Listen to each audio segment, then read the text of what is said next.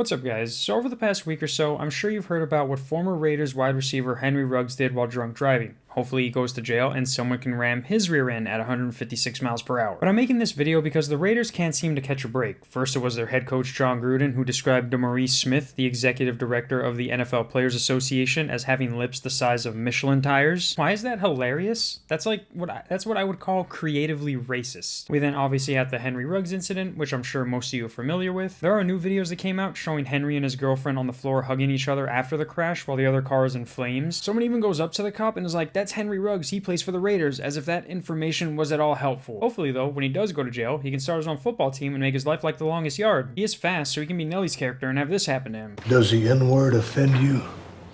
And then because monkey see, monkey do, that's not racist. And then because that, another Raiders player was like, "Alright guys, yeah, so we're all getting kicked off the team here? I bet." Pull up, lame ass nigga. I swear to God, I will kill you, nigga.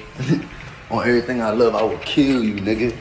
You talking crazy. There have been a series of bad decisions over the last year or so, but we cannot stand for the video of Damon with a gun threatening to take a life. Imagine proving thousands of people wrong by having one of only 1,969 spots on an NFL team. It's harder to get into there than it is that Build-A-Bear workshop. They just don't hire anybody, is what they told me.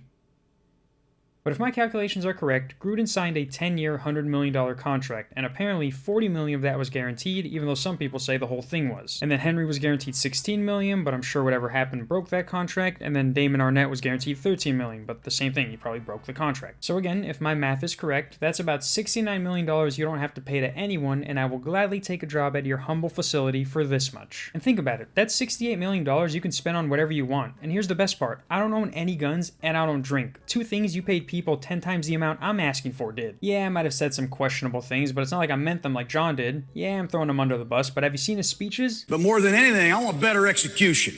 Are we clear on that?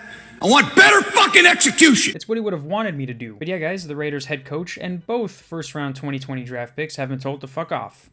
Apparently what happens in Vegas doesn't stay there. Unless you're Henry Ruggs in a Las Vegas jail.